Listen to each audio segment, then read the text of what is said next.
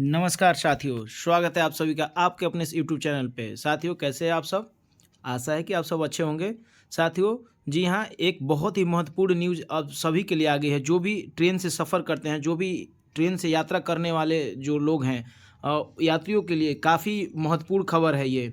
ये जो है सभी कर्मचारियों के साथ-साथ जो रेल कर्मचारी हैं, उनके साथ-साथ जो है यात्रा करने वाले लोगों के लिए बहुत ही महत्वपूर्ण खबर है। जैसा कि आप सभी कुछ लोगों को ये जानकारी हो चुकी होगी और मैं इस वीडियो के माध्यम से यही बताना चाहूँगा कि अब आप मात्र 2 माह पहले ही ट्रेन में रिजर्वेशन करा पाएँगे। एडवांस रिजर्वेशन पीरियड को 120 दिनों से घटाकर जो है 60 दिन कर दिया गया। पहले जो है 120 दिन था आपका मतलब, यानी कि इसका मतलब क्या होता है, एआरपी बोला जाता है, यानी कि एडवांस रिजर्वेशन पीरियड।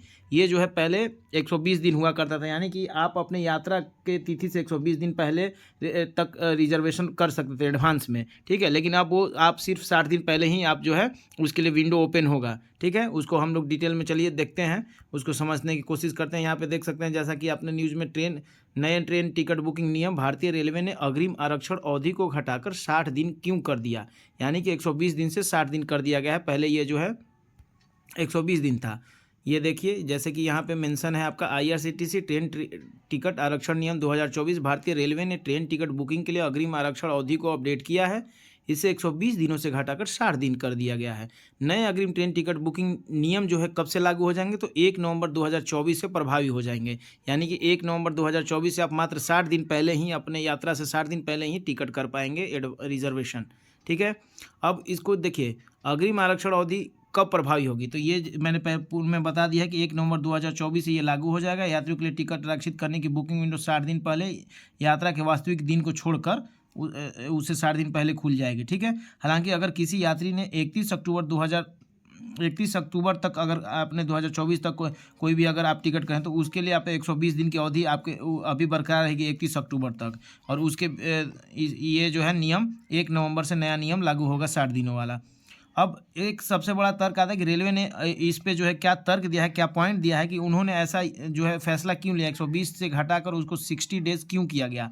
तो रेलवे अधिकारियों ने पाया कि यात्रा की योजना बनाने के लिए 120 दिन बहुत लंबी अवधि है, जो कि हम लोग भी मानते हैं, ये सही बात है। इससे टिकट रद्दीकरण की संख्या में भारी वृद्धि हुई है। एक वरिष्ठ अधिकारी ने कहा कि वर्तमान में 21% यात्री जो अपने टिकट बुक करते हैं वे उन्हें रद्द कर देते हैं।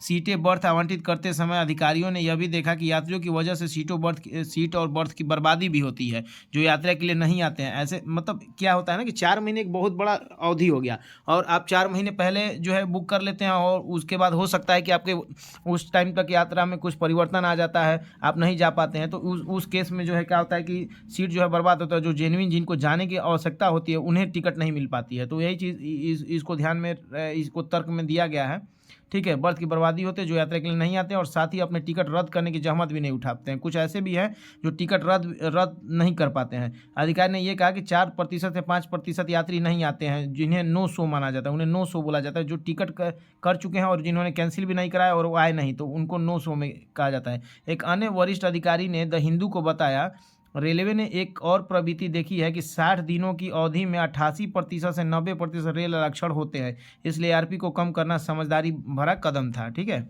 उसके बाद क्या बुकिंग की लंबी अवधि से धोखाधड़ी बढ़ती है, ये भी एक बात जो है तर्क दिया गया है। एआरपी को कम करने के पीछे अधिकारियों का तर्क यह है कि जब यात्री अपने टिकटें रद्द नहीं करते और यात्रा पर नहीं आते हैं, तो इससे धोखाधड़ी की संभावनाएं बढ़ जाती हैं। अधिकारियों ने कहा कि हमने धोखाधड़ी जैसे कि नकली यात्री, रेलवे अधिकारियों द्वारा खाली बर्थ आवंटित करने के लिए अवैध रूप से पैसा लेना आदि देखा है। आरक्षण अवधि को छोटा करके इसे रोका जा सकता है, ये भी एक कारण है।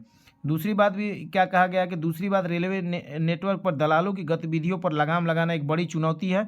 अधिकारियों ने कहा कि जब आरक्षण अवधि लंबी होती है, तो इस बात की संभावना अधिक होती है कि दलाल टिकटों की एक बड़ी मात्रा को रोक लेते हैं, मैंने एडवांस में वो लोग जो है बुक करके रख लेते हैं, ठीक है। उसके बाद एआरपी की अवधि कम करने से वास्तविक यात्रियों द्वारा अधिक टिकट खरीदने को बढ़ावा मिलेगा, ठीक है। ये जो जेन्युइन जो वास्तविक जो यात्री हैं वो टिकट खरीद पाएंगे, जो कि दलालों द्वारा पहले जो है ज़्यादा लंबा अवधि होने के वजह पहले ऐसे ही ब्लॉक करके रख दिया जाता था, और जिनको वास्तविक जो यात्री हैं उनको टिकट नहीं मिल पाता था। समानांतर रूप से रेलवे अधिकारियों का कहना है कि एआरपी विंडो को कम करने या बढ़ाने का निर्णय बहस के लिए खुला है। एआरपी विंडो को कैसे ठीक किया जाए, इस पर बहस करने वाले 2 विरोधी खेमे हैं। मंत्रालय में एक ऐसा भी खेमा है जो पूरे साल जो है अग्रिम आरक्षण खोलने के में विश्वास करता है, और यात्रियों को 365 दिनों की अवधि के दौरान पूरे साल टिकट बुक करने और रद्द करने की अनुमति दी जानी चाहिए, ऐसा कहता है एक खेमा है। इस खेमा का मानना है कि साल भर अक्षर विंडो खोलने से रेलवे को पहले से ही राजस्व प्राप्त होगा, यानी कि मतलब 1 साल पहले भी लोग बुक करेंगे, कोई 8 महीना पहले, कोई 9 महीना पहले, तो इस तरह से रेलवे को एडवांस में पैसा जो है वो मिलता रहेगा। ठीक है, तो ये चीज़ें एक ऐसा भी खेमा है जिनका मानना है। और हालांकि यह सुविधा केवल अभी विदेशी यात्रियों के लिए, पर्यटकों के लिए ही है कि वो जो है 365 दिन पहले जो है मतलब वो अपना टिकट बुक करके ये जो है यात्रा का लाभ उठा सकते हैं। बाकी आप लोगों को ये नियम कैसा लगा और आप लोग का क्या राय है, जो कि 120 दिनों से अब 60 दिनों घटा के कर दिया गया है ये एडवांस रिजर्वेशन पीरियड को, ज़रूर कमेंट बॉक्स में बताइएगा। वीडियो कैसा लगा आप ये भी बताइएगा, और वीडियो को जो है अधिक से अधिक अपने दोस्त यार मित्रों तक शेयर करें, और चैनल पर नए हैं तो चैनल को सब्सक्राइब करें ताकि आने वाले वीडियोज़ की नोटिफिकेशन आप सभी को समय से मिल सके। धन्यवाद।